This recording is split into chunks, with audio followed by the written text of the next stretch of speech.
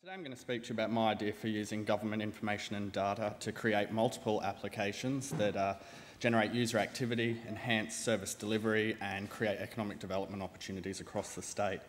Now the multiple applications that I'd like to talk about developing are in and around the activities of camping, where can I camp, bush camping, beach camping, permits and fees, essentials to bring, safety, information around minimising your impact and useful links, bushwalking, similar information around where you can walk and hike, the type of activities to do that you need to do safely, four-wheel driving and sand four-wheel driving,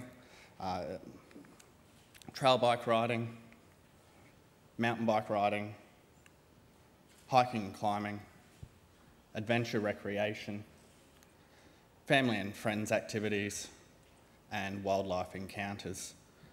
Now, you might ask, how am I going to populate all of these applications? Well, I started looking through the government website to see if there was any tools available to assist me in this activity, and wouldn't you know it, I came across it all.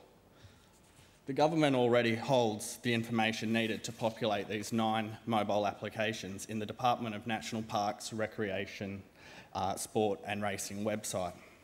Here, while doing some trawling through the web, I found mapping information identifying the parks and the forests. I found filters to allow me to search by activities I wanted to do at these particular parks.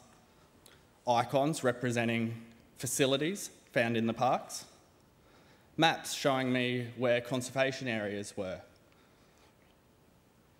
four-wheel driving maps, topology maps, bushwalking and hiking maps, all categorised data, catalogued and sitting there available through a web application. I thought, how can we make this available to citizens in an anywhere, anytime manner? And then I remembered the government data website. And I thought, why can't we point some of these web services at this particular data that's sitting there on the government websites? What it would allow is user activity opportunities.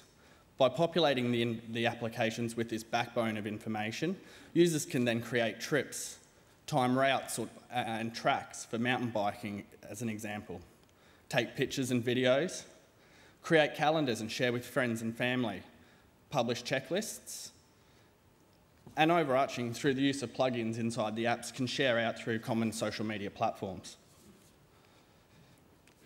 This also creates government service opportunities, and we heard Glenn talk about the importance of having conversation with or feedback from the community.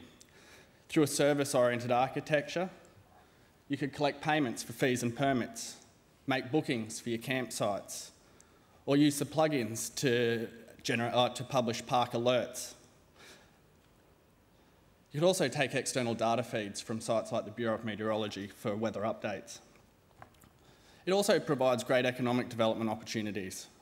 You can promote local businesses through geospatial information, support local industries. There's over 400 licensed tourism operators working out of the national parks and forests.